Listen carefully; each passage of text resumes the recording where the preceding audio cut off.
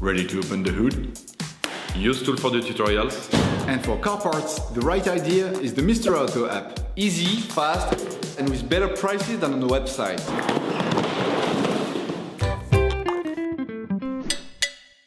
For this operation, get hold of the Cabin HEPA Plus cabin filter that you can find in the video description. Turn your engine off.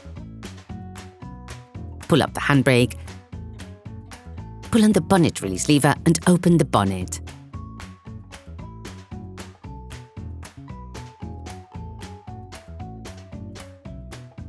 You should now be able to access the flange on the cabin filter located at the bottom of the windscreen.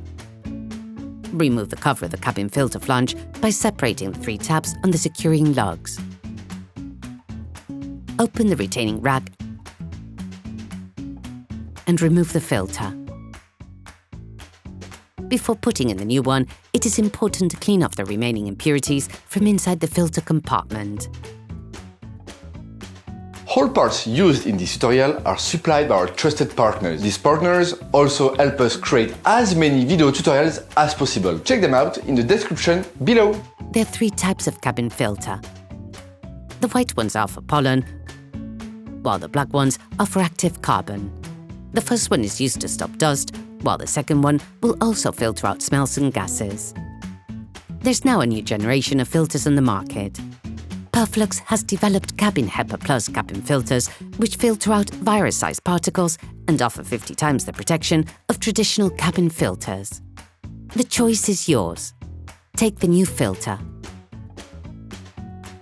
Put the new one in place, taking care to get the right direction for the flow of air. The arrows must point towards the back of the vehicle. Close the rack. Put the cover back on. Operation completed.